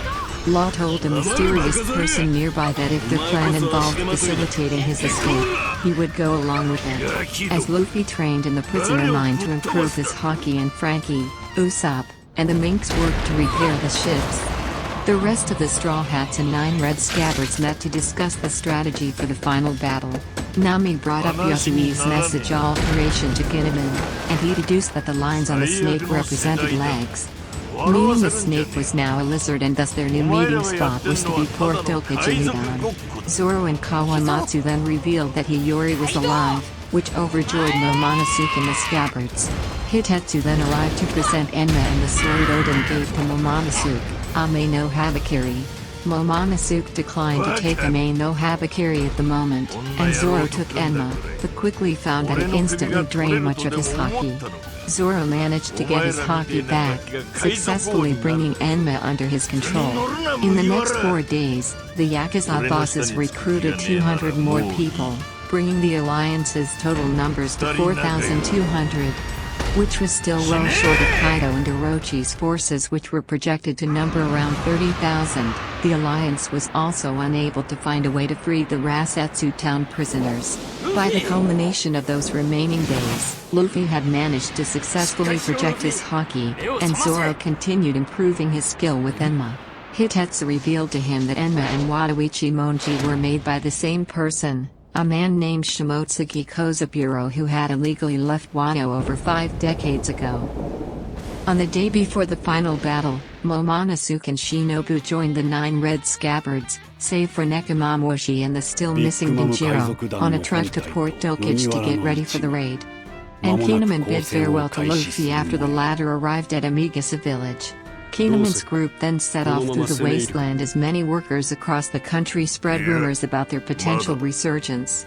However, at Hakumai, Apu arrived at Wano via a gondola accessible through a cave under the waterfall surrounding the country. Accompanying him were the Numbers, a group of large, monstrous people from Onigashima, and Apu looked forward to the upcoming fire festival. On Onigashima, King reported to Queen that the Numbers were coming back, and Kaido and Big Mom were partying happily. They then announced that they had formed a pirate alliance, and would resume trying to kill each other after taking over the world. This announcement was met with great shock. Meanwhile, on the cusp of the fire festival, Orochi received a report that revealed that the alliance's new meeting place was Port Dokage, and that Hiyori was alive and hiding in Ringo. After the Leavely ended, most of the royalty returned to their countries, including the Neptune family. However, at the World Economic Newspaper headquarters, Morgans oversaw his workers frantically covering the massive events that had reportedly happened at the conference, including a death and assassination attempt. Attach handed Morgans a letter from the world government containing bribe money to keep him from printing certain news, but Morgans refused to censor anything. Attach then pulled off his face to reveal that he was actually a Cypherpol agent in disguise, and he attempted to silence Morgans by force, but Morgans quickly defeated him. The news was printed out, and the revolutionaries, Steri, Makino, and the Dadon family were aghast after reading a news story about Sabo. At the same time, people found out that the Shichibukai system had been abolished after Nefertari Cobra and Rikudodo III proposed it, and the majority of the world leaders supported it. As a result of this, large marine fleets and forces were sent after Mihawk, Hancock, Buggy, and Weevil. On the way to Amazon Lily, Rear Admiral Kobe received a report from X-Drake, who was secretly an undercover marine and captain of their sword unit. Drake revealed to him that Kaido and Big Mom had formed an alliance and that he had seen CP0 in Wano. On New Marineford, Sakazuki reported to Fujitora about Kaido and Big Mom's alliance, and Brano and Sengoku briefed a room of Marines about the situation. Sengoku explained that 40 years ago, powerful pirates gathered on Hakainasu to band together to take over the world, forming the Rocks Pirates. Kaido, Big Mom, and Whitebeard were all part of this crew, and they were led by Roxy Zebo. The Rocks Pirates met their downfall 38 years ago during the God Valley incident, where, unbeknownst to the public, Garp teamed up with Goldie Roger to stop Rocks from threatening the world nobles and their slaves. Big Mom and Kaido's alliance would be the greatest threat to the world since that, as they had grown much stronger since their time with Rocks. And their combined bounties were greater than even Roger and Whitebeard's bounties of over 5 billion. Sakazuki then arrived and said that they could not take action on Wano at the moment, as they did not have enough forces to mount such a venture. Sengoku understood, though pointed out that the unaffiliated country was unusually important in all of this, especially since Odin, the former Whitebeard pirate and Roger pirate, came from there. On the day of the Fire Festival, Wano country began its celebration.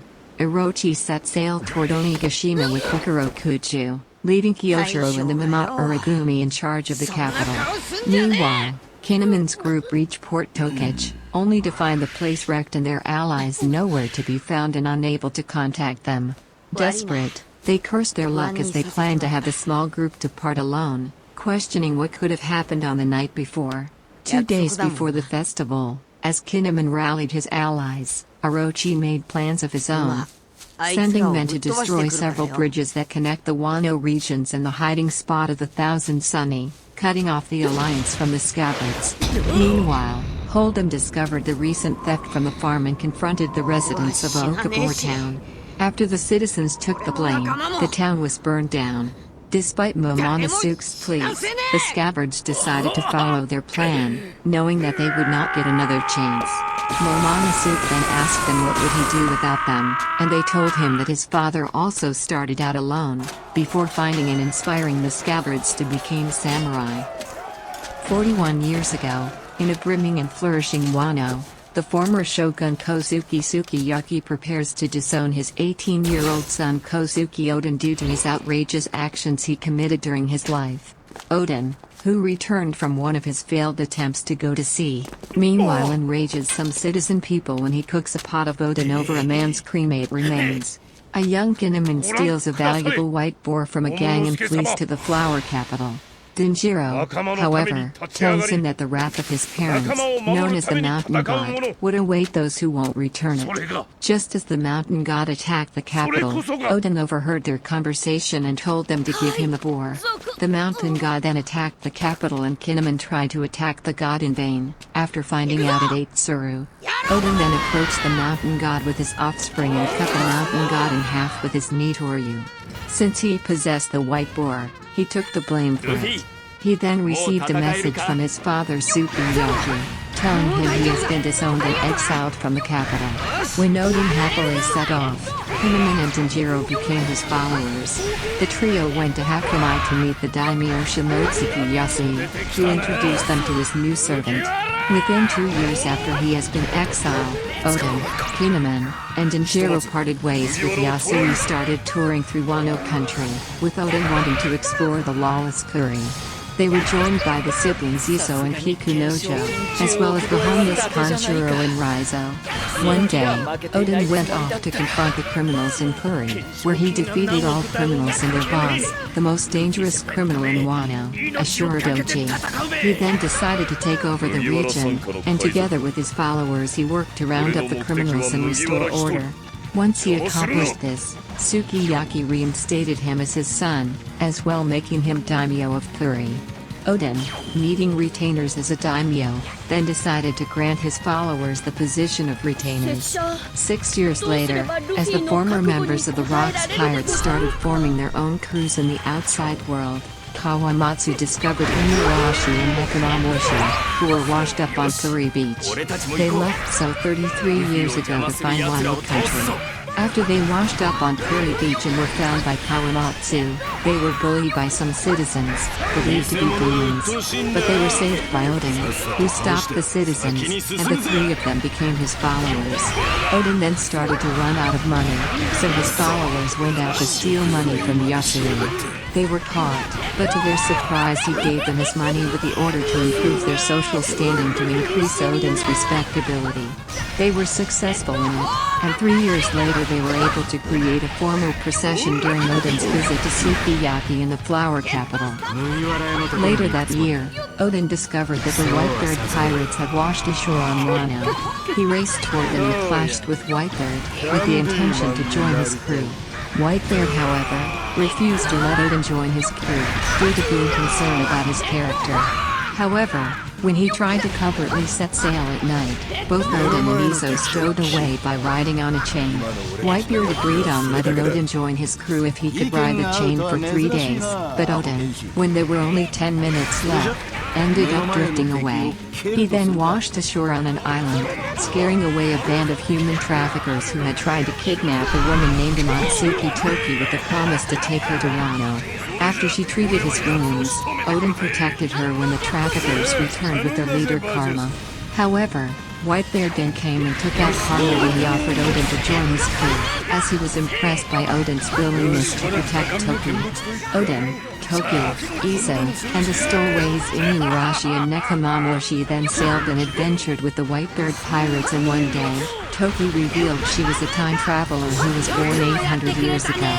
Meanwhile, Goldie Roger read the news of Odin joining Whitebeard and expressed his desire to meet Odin.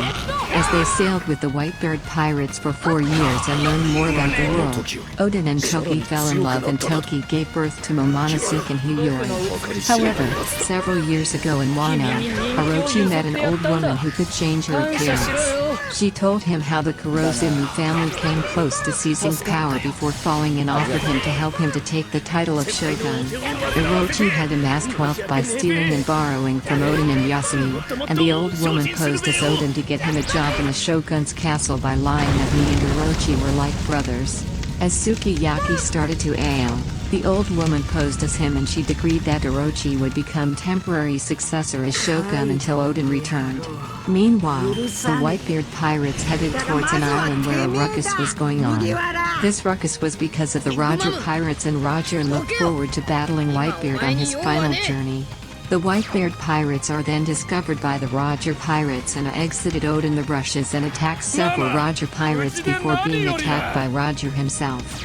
Roger and Whitebeard both prefer to battle each other, imbuing their blades with hockey, and then clash with a burst of hockey, shaking everything around and even the island. The Whitebeard pirates and Roger pirates clashed for 3 days and 3 nights. On the 4th day, however, they end their battle and they split the loot equally between both crews. Roger then told Whitebeard about his dream of becoming Pirate King and travel the world, asking the latter he'll need to borrow Odin for a year, and gave all his treasure to the Whitebeard pirates. The Roger pirates later reach Skypiea, and Odin writes Roger's message beside the Shendo Opona glyph.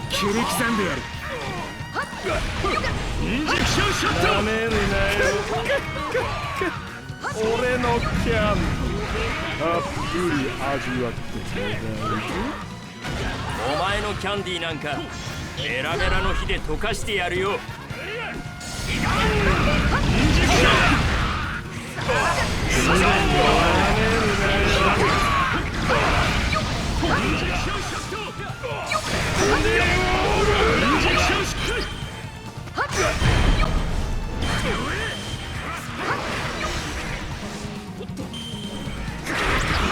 なめてたのは俺の方か。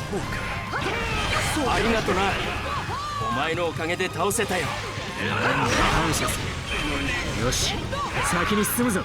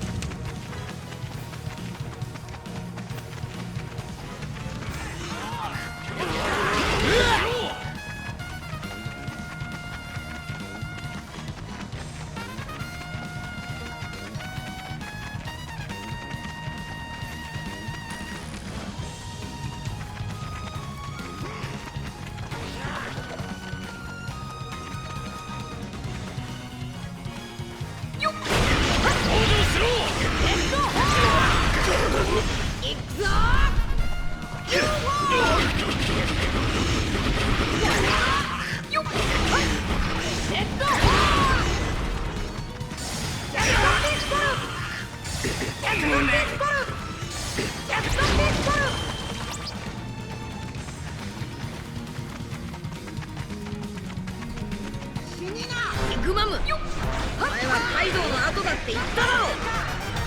まあまあまあまあ、その減らず口俺が永遠に閉じてやるよ。ママの邪魔はさせねえ。もっとこっちに兵を回せ。なんとゲットシェイしぶといやつね。プロメテウス、燃やし尽くしてやるな。はいママ、お前たち覚悟しろ。てめえら絶対に許さねえぞ。おい、お前たちもこっちに来な。はいただいま。もうチェックメイト。あ、これよ、刃に移りな。そろそろ頃合い見て一旦引くとするか。まだまだ決めてやろう。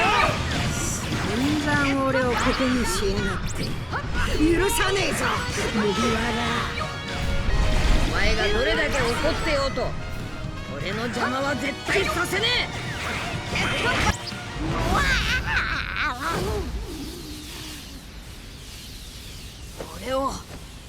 俺の仲間をなめんなよエグマム。その程度で俺に勝てると思うな。こにゃく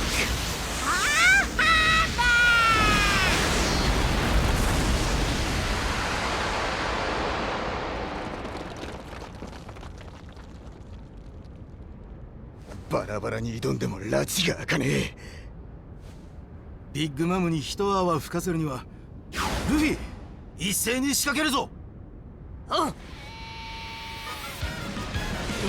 へ来やがった。ああ、手余すやはずゲリ。我らの狙いはお前だって。さあご飯の時間よ。くらえ。放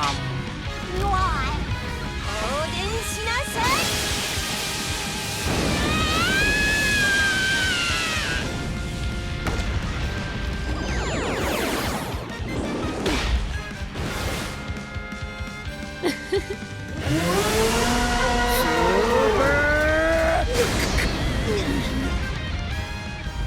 お前ら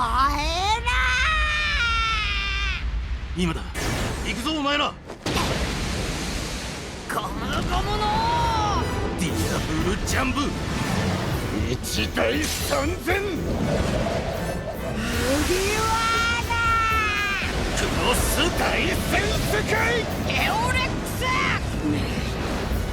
バズーカ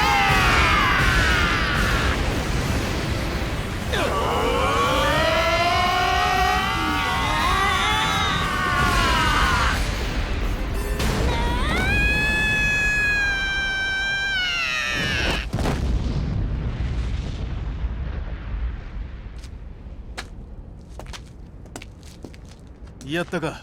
いや、確かな手応えはねえな。あの方はまた復活してくるはずです。今のうちに先を急ぎましょう。あ、行こう。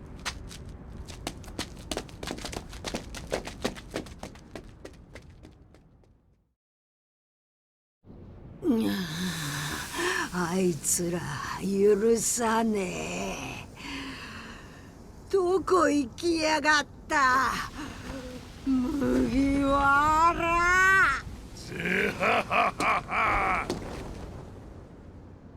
ざまねえな、ビッグマム。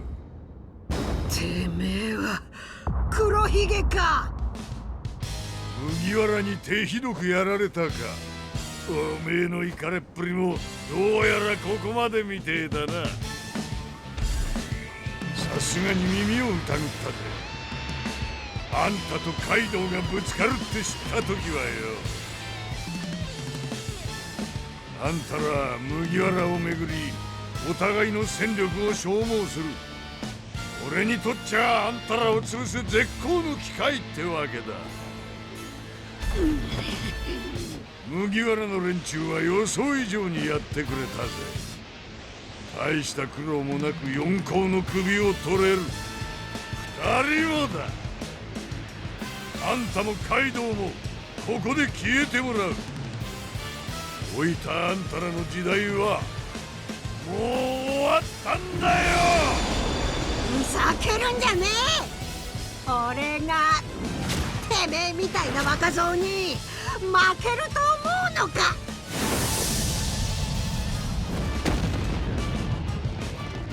カイドウ、黒ひげ、くだらねえ手を使いやがって。どいつもこいつも骨がねえ。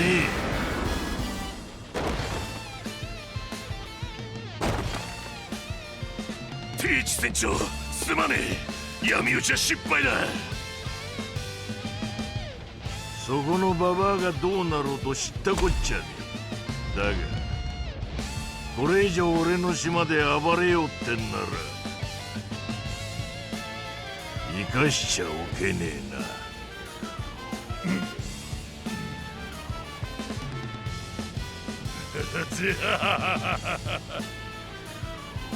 二人揃っちまうとはさすがに分が悪い。裏かるぞ野郎ども。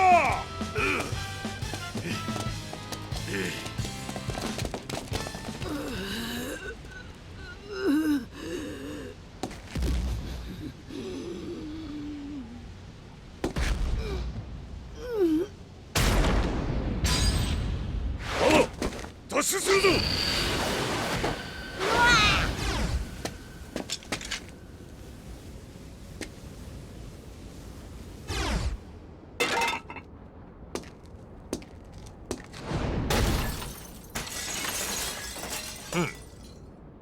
死に損なったな、リンリン。まあいい。これで邪魔者は残らず消えた。おろろろろ、待っている麦わらの小僧。この俺を怒らせたことを後悔させてやる。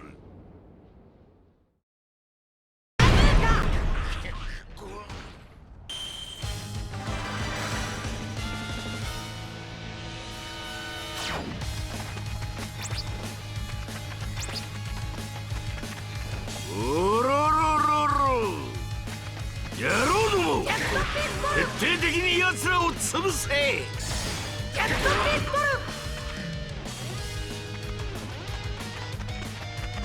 ル。船を壊して奴らの退路を断つ。ジャックピストル。はっよっ。レッドホーであれば俺は麦わらを叩こう。勝利する確率は限りなく高い。はっよっ。レッドホーはっよっ。あいつらサニー号を壊す気か。そうはさせねえ。俺はジャックのところに行く。この辺の敵は頼んだぞ。 After leaving Skypiea, the crew eventually traveled to Fishman Island and encountered Neptune, who showed Shirley prophesies future events, after correct predict past one before they happened. Neptune then took the Roger pirates to the poneglyphs at the Sea Forest. A rogue poneglyph enjoyed Boy's apology, but they were surprised to not find one of the ancient weapons, Poseidon as Skypiea's poneglyph had said. Neptune revealed another prophecy about a mermaid who could talk to sea kings that would soon be born, and assumed it is his daughter that was also prophesied. Shirley then told Roger for his request that the mermaid princess would be born in 10 years, much after Roger's death. While adventuring in the New World, Toki came down with a fever and collapsed. Crocus stated that she could not continue sailing in that state, and the crew decided to dock at Wano for Toki to stay there. Upon arrival, Odin's family were greeted by his retainers who asked him to stay as well and rule Wano, but Toki demanded he mustn't abandon his journey for her sake. And Odin rejoined the Roger pirates on his own. The crew then departed and headed to Zo to find the final road poneglyph. With the transcripts of all 4 road poneglyphs, the Roger pirates charted course to the final island, and conquered the Grand Line, with Roger becoming the Pirate King. Odin wrote of this experience, recounting that they had discovered the truths about the Void Century, the meaning of D, and the ancient weapons. And he learned that Wano had once been connected to the outside world. He continued to describe Roger finding Joy Boy's treasure, prompting Roger to name this island Laughtail. Sometime after that, the Roger pirates were disbanded. Roger ordered the crew to sail to someplace where the Marines aren't waiting, saying he will be the first one to leave the Oro Jackson. After reaching an island, Roger stepped off the ship with a tearful send-off from his crew.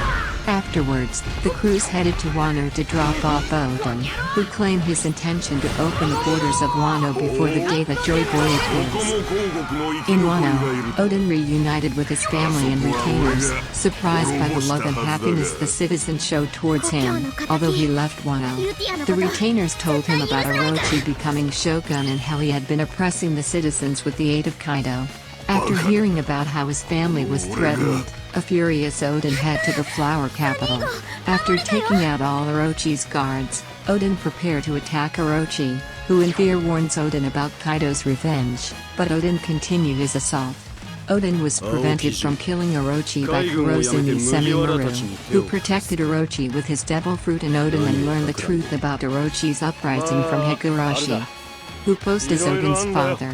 His actions then resulted in Orochi's allies attacking the citizens outside and Kaido appearing at the flower capital. Thus, Odin started dancing naked in the flower capital for 5 years due to a contract he made with Orochi and Kaido, losing all the faith and trust the people of Wano had for him. Until he learns that Kaido and Orochi had deceived him. After a year, he was given the news of Roger's execution, where he both cried and laughed while reading the news. 20 years before the present day, he learned from Orochi that Kaido had captured Hyogoro on Orochi's orders and killed the Yakuza boss wife as well as 16 of his men, and also about Orochi's plans to make Wano a producer of weapons. This spurred Odin to take action, and he and his retainers set out to defeat Kaido, when his retainers were given their group name, 9 Red Scabbards. After they set out, Odin and his retainers were joined by Shinobu, who always wanted to serve the Kozuki family. Odin then learned from Kaido that he placed a spy in the flower capital and that they purposely made Odin dance, because he was too strong at that time for Kaido and his allies, thus weakening him and increasing their chances of victory. Odin and the Scabbards then fought a ferocious battle against Kaido and his crew in the Udon region. In the battle, Odin was able to inflict a scar on Kaido's chest, but before he could take Kaido out, he was tricked by Higurashi, who transformed into a Momonosuke, and thus Odin was struck down by Kaido. Soon after, all of his retainers were taken down as well, and the battle ended with Odin and his retainers defeated. They were then all imprisoned in the flower capital and sentenced to execution in 3 days by being boiled alive. 3 days later, the citizens approach the execution site, and see a large pot of boiling oil, and Odin and his Scabbards are being assured towards it. Odin stops and turns to face Orochi and Kaido, who are watching the event from a stage, and asks for a chance for him and his men to live. Kaido agrees and says that if they survived an hour inside the pot they are free to go. Odin then entered the pot, holding his retainers above his head on a platform, saving them from the torture. The Watchers then ridicule Odin for his actions 5 years too late, and about how long it takes him to die.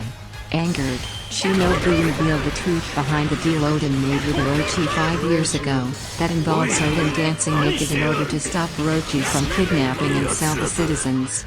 And for him and Kaido to leave Wano in 5 years.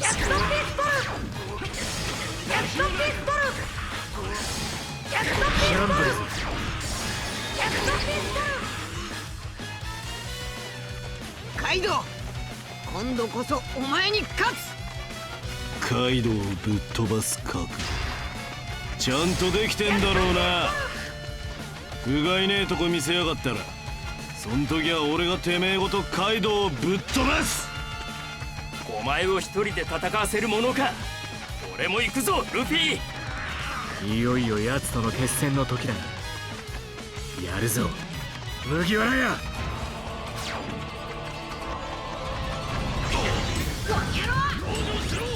俺たちはルフィの退路を確保するぞ。あいつは必ず勝って帰ってくる。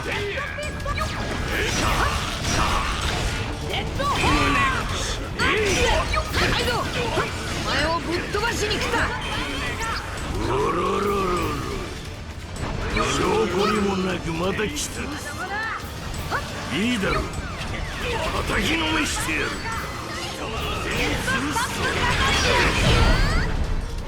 俺たちが共に戦えば倒せない相手じゃないはずだ。くだらねえ。弱え者同士で徒党を組めば俺に勝てると本気で思ってるのか。うろろろろろなんだこの程度。全然大したことねえな。よっぽど死にてえらしいな。弱えガキどもが束になってどうするつもりだ。ん？そうかお前、あの大名の家臣か。いかにも。お主を討つため20年の時を超えてここに参った。亡き主君おでん様の無念、今日こそ晴らしてくれる。なめられたもんだな。おろろろろ。おい。 Shocked by the reveal, the citizens change their behaviors and starts to cheer for Odin, discovering they are surrounded by Orochi's men. Nearing the end of the set time, the citizens count down and an hour passed. Orochi have Odin and his men held at gunpoint, still in the pot, claiming he changed the sentence a minute prior. Odin tosses his men above the crowd, saving them, and leave them with his wish to open the borders of Wano to the world as Kaido shoots him and the samurai body disappear in the oil. Back in Guri, news arrived to Toki and she recalls Odin in prison, giving her his swords for their children, and the letter he left to her before he left, asking her to use her power in preparation for a great war in 20 years' time.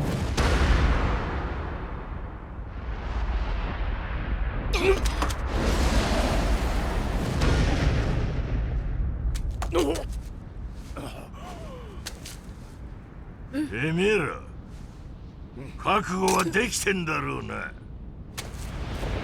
全員まとめてあのバカ殿のところへ送ってやる。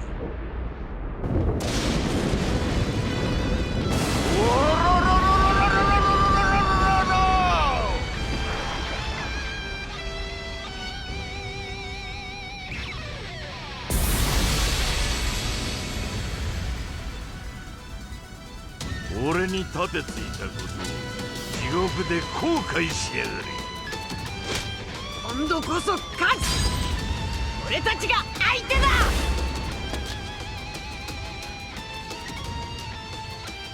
Okay guys, thanks for watching. Don't forget to like, comment, and subscribe.